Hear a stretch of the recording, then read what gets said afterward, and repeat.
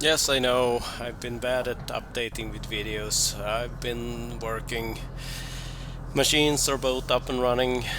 A few small issues I will cover in the next video, I think. I mainly, for the first few days, I measured a lot. It was not measuring well at all. Uh, so I was 15, 10-15% off, and that's not good enough. This area is also mainly spruce.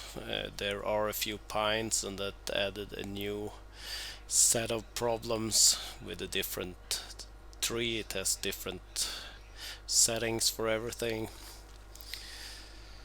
So mainly measuring and then remeasuring, and here it's a lot of smaller trees. It's really kind of a leftover forest. A lot of it is rotten. Most of the big trees are rotten. Some of them just a little bit at the bottom, and you can get away with ditching a few slices, and I'm also cutting a whole lot extra because I want to make small pieces so the bark beetles doesn't have good breeding ground in any of the stumps left. And I'm dragging a lot of the material over to where I can measure it. There is some calibration mode thing I worked with before but didn't get that to work. I simply do forced control trees, and after doing a bunch of those I get some readings, and I can choose to process a file from the timber tails, and then it gives you the readout how wrong everything has been, or how right. Here it was quite wrong. So it gives you calibration suggestions, and I simply just go with the suggestion, and then I need to measure some more to see if it gets better.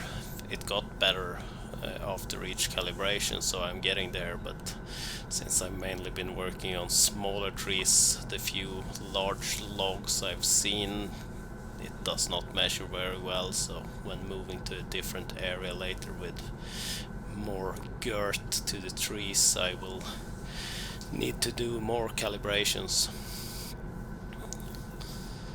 And exactly what everything here is doing I'm not entirely sure, but it seems to be working, so I'll go with that. More measuring.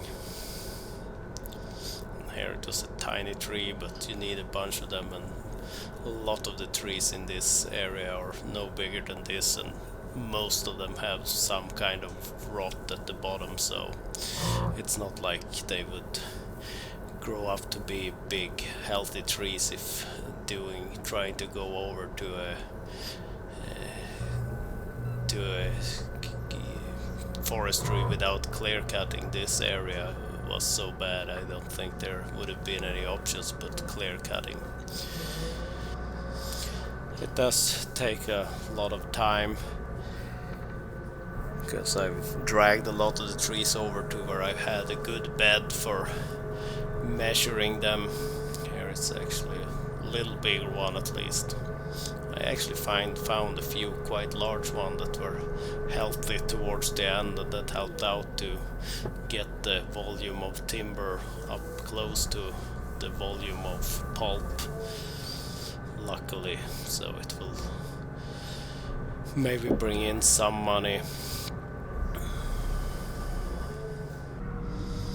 The new wheel loader, well, old new wheel loader is a great upgrade for clearing the snow. It's been very little snow so far this winter. It was very cold this autumn, but the rest of the winter has actually been quite mild and little snow, so that's good. But here snow is not enough, and there are a few rocks sticking up, so better go quite careful first few times plowing, or you might hit a rock. I might need to look at some better attachment. I just have 2 buckets for this. Some kind of plow is on the wish list, and some forks for it. And more control measurements, and the percentage is going down, so that's good. Better calibrate again.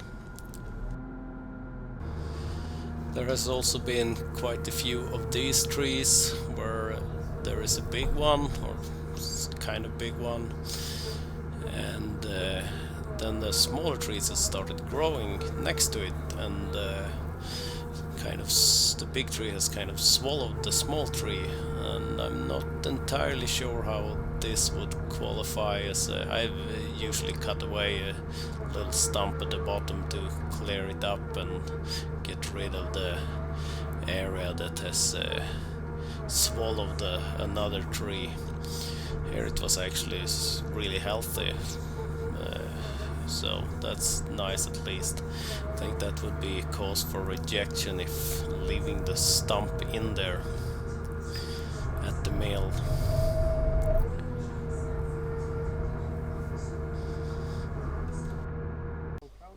I've had a little bit of a coolant leak on the forwarder, and seems to be the expansion tank for it that's leaking, because it has all the way on top of the engine coolant at sometimes. There has been maintenance, regular, filling the central lubing, the chain bar oil needed to be topped up, and then have greased everything every other day. So, and here I have started taking down one of the pines that had to go.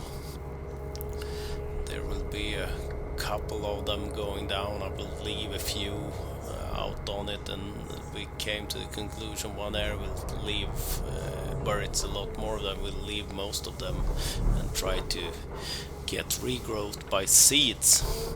This one I'm also dragging over because I want to control measure it. And here with the pine, I've also seen it a lot on the spruce in this area. A lot of them are crooked, very crooked, and that adds a new dimension to measuring, because you need to get a feel for how crooked can they be before getting rejected. And here I'm measuring one that I actually ended up going out and looking at once more because of the crookedness to it. And here it might be a little worse because of wide angle lens or something, but it has a bit of a bend at the end. But with the measurements it can lose some length, even if the center of the log where they will cut, if that goes outside of the log itself, it can be shortened some, so that one should not be rejected, even if it will be required to be shortened, so it will be classed down. And more calibrations here. It was both pine and spruce because I had measured both of them. And here I was absolutely furious. It was really cold for a few days and there was some ice buildup, so I tried cleaning some of that off to be able to lube things, and the nozzle just refused to grab on. I was absolutely fuming because this one isn't that old. If you follow my videos, you know I had the one with the lever, and then was changed to a more suitable size. I think maybe I have 10 tubes grease cartridge put through it. Luckily I could find an old one that worked a lot better, and then I bought a couple of new ones. For the future I think I will just go with cheapo nozzles and replace them when they have show issues of weakness. I've also tried ordering a longer hose for it, but that turned out to be the wrong thread, so that will be something I will look at, seeing if something can be done in the future. Have about 500 cubic meters down. Things are going well. Now it's a little bit of maintenance of the machines, and I will try to cover the small issues I've had during this time, except for the high diesel price in Sweden right now, in the next video. Take care, stay safe.